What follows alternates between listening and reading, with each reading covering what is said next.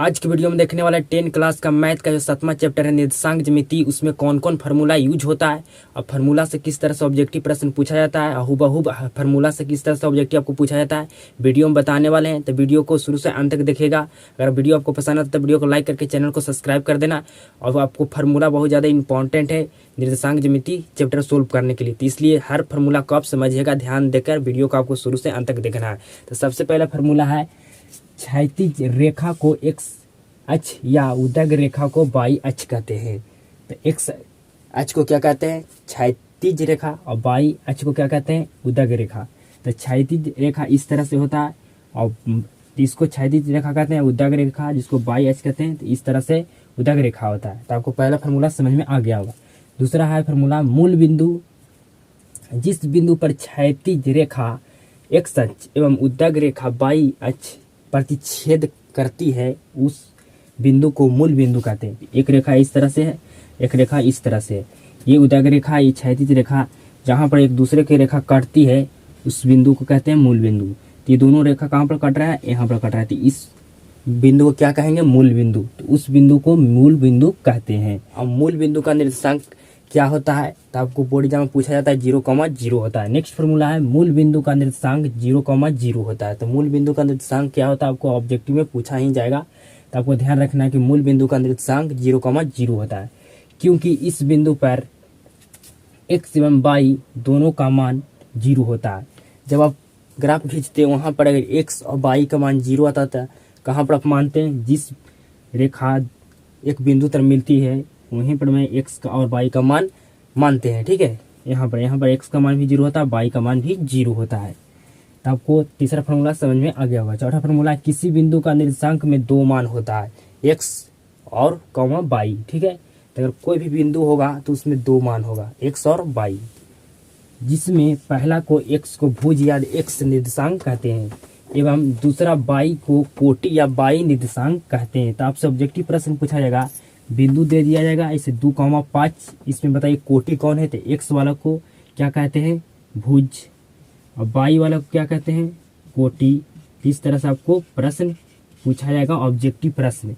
बिंदु दिया रहेगा 2, 5 या 10, 15, इस तरह से। इसमें बताइए कोटि कौन होगा? तो x वाला होता है जो भुज होता है, y वाला कोटि होता है। आपसे पूछा जाएगा इसमें भुज कौन है? तो भुज जो 2 है और कोटि कौन है? तो 5 है। इस तरह से आपसे ऑब्जेक्टिव प्रश्न पूछा जाएगा। चतुर्थांश आपको समझना बिल्कुल जरूरी है, इससे आपको ऑब्जेक्टिव प्रश्न एक बोर्ड एग्जाम में पूछा ही जाता है। चतुर्थांश क्या होता है आपको समझाते हैं, इससे आपको समझना है, आपको एक ऑब्जेक्टिव पूछा ही जाएगा। तो ये इस तरह से एक उदग रेखा खींचा गया, इस तरह से एक क्षैतिज रेखा खींचा गया। ठीक है, तो पहला चतुर्थांश में क्या होता है? पॉजिटिव कॉमा पॉजिटिव, मतलब प्लस प्लस। दूसरा चतुर्थांश में क्या होता है? Negative positive. तीसरा चतुर्थांश में क्या होता है? निगेटिव कॉमा निगेटिव, मतलब माइनस माइनस। चौथा चतुर्थांश में क्या होता है? Positive comma negative. तो आपसे पूछा जाएगा ऑब्जेक्टिव प्रश्न दे दिया जाएगा, एक बिंदु दे दिया जाएगा 2,5। आपसे पूछा जाएगा कौन सा चतुर्थांश में? प्रथम, द्वितीय, तृतीय या चतुर्थी। तो आप जो पॉजिटिव होता है कौन से चतुर्थांश में आता है? तो पहला, तो आपको पहला ऑप्शन लगाना है। आपसे बिंदु दे दिया जाएगा कि -3 +10, ये कौन सा चतुर्थांश में? तो निगेटिव और पॉजिटिव कौन सा चतुर्थांश में आता है? द्वितीय चतुर्थांश में आता है। तो आपको द्वितीय ऑप्शन दिया रहेगा, आप आंसर लगा सकते हैं। ठीक है, तो आपको चतुर्थांश के बारे में डिटेल में समझा दिए। नेक्स्ट फार्मूला है, किसी बिंदु की x अक्ष से दूरी उस बिंदु की कोटि या y निर्देशांक कहलाता है।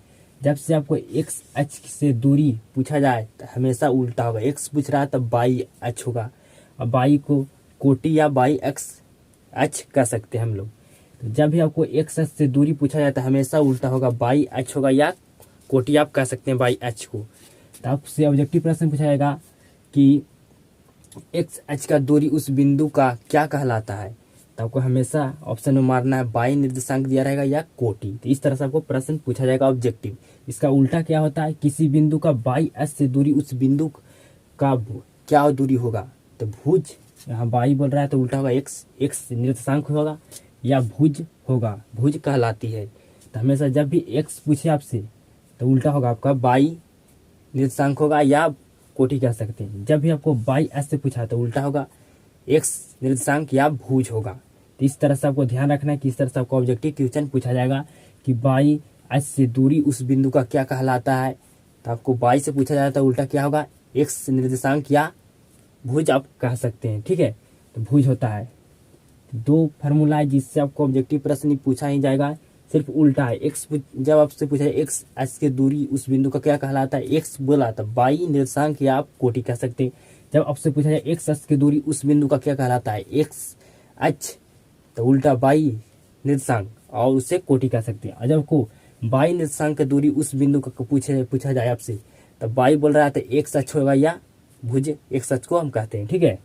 नेक्स्ट फॉर्मूला है एक्स एच पर स्थित किसी बिंदु का निर्देशांक एक्स कॉमा जीरो, मतलब एक्स एच पर स्थित है कोई बिंदु, एक्स एच इस तरह से खींचा गया। इस पर अगर कहीं पर बिंदु निश्चित स्थित होगा, कहीं पर बिंदु भी स्थित होगा, तो आपको एक्स तो ये अच्छी एक्स का तो आपको पता होगा कि एक्स का एक्स है, लेकिन बाई आपको पता नहीं चल रहा था, हमेशा बाई का मान जीरो होगा, ठीक है। आपको समझ में आ गया होगा।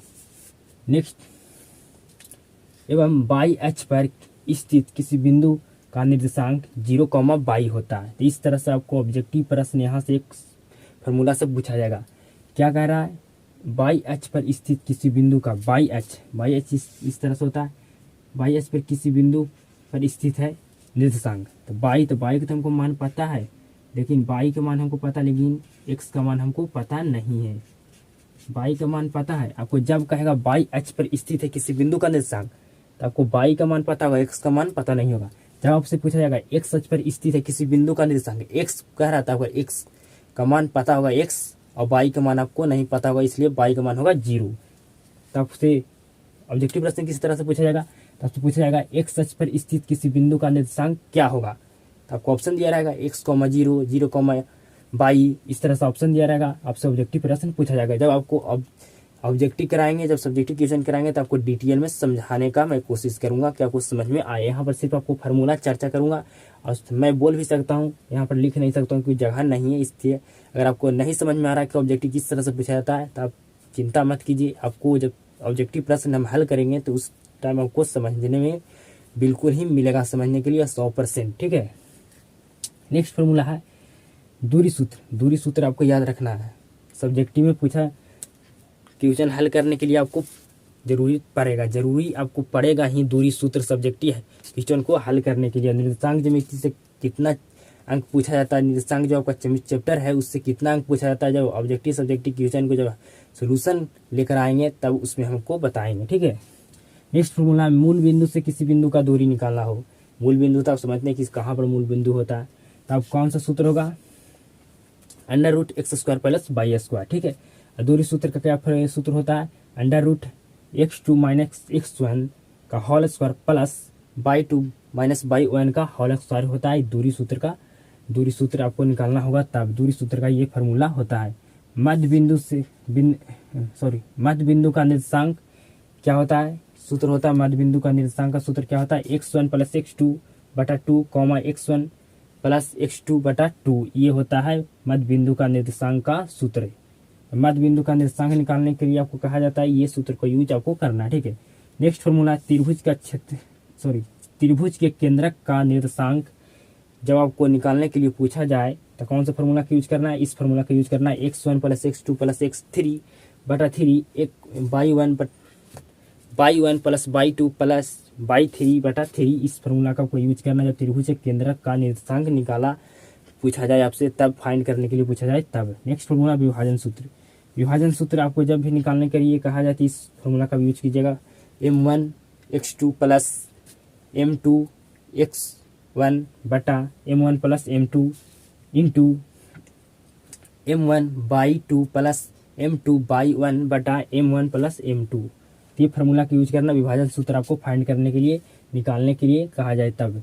त्रिभुज का एक क्षेत्रफल का सूत्र होता है जब जानते हैं, 1/2 बड़की कोष्ठ x1 into y2 - y3 plus x2 into y3 - y1 plus y3 x y2 - y1 into bracket कोष्ठ बंद कर दीजिए। ये आपको 23, 31, 12 का सूत्र होता है। इससे तो आपको एक सब्जेक्टिव प्रश्न पूछा ही जाएगा, तो आपको 2 नंबर फिक्स हो गया इस फार्मूला से।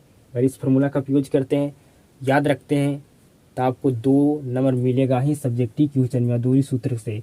तो आपको ऑब्जेक्टिव प्रश्न किस तरह से पूछा जाता है, फार्मूला से आपको बता दिए कौन कौन इंपॉर्टेंट था। मूल बिंदु से आपको पूछा ही जाएगा, चतुर्थांश से आपको ऑब्जेक्टिव प्रश्न पूछा ही जाएगा, मतलब और कोटिभुज से आपको पूछा जाएगा। मतलब 3 से 4 2 से 3 ऑब्जेक्टिव आपको इस चैप्टर में आपको देखने के लिए मिलेगा, प्रश्न आपको पूछा हुआ बोर्ड एग्जाम में। ठीक है, आप देख सकते हैं क्वेश्चन बैंक भी उठा के, और सब्जेक्टिव के लिए इससे आपको फिक्स है कि एक सब्जेक्टिव इस फार्मूला का यूज करके आपको बनाना ही आएगा। ठीक है, अधूरी सूत्र से आपको आएगा, 2 गो तो सब्जेक्टिव फिक्स हो चुका है, और आपको ये फार्मूला से एक ऑब्जेक्टिव प्रश्न पूछा जाएगा। मतलब 3 से 4 ऑब्जेक्टिव प्रश्न पूछा जाएगा, 2 से 3 आपको सब्जेक्टिव प्रश्न पूछा जाता है निर्देशांक ज्यामिति से। तो आपको समझ में आ गया होगा निर्देशांक ज्यामिति से कि कौन कौन फार्मूला का यूज कब होता है और किस तरह से ऑब्जेक्टिव प्रश्न बनता है। तो अगर आपको इस तरह से आप वीडियो देखना चाहते हैं तो चैनल को सब्सक्राइब कर दीजिएगा, वीडियो को लाइक कर दीजिएगा। अगर आप किसी टॉपिक की तरह आपका डिमांड है कि वीडियो मैं लेकर आऊँ तो आप तो कॉमेंट कर देना। किसी मिलते हैं नेक्स्ट वीडियो में। जय हिंद, वंदे मातरम।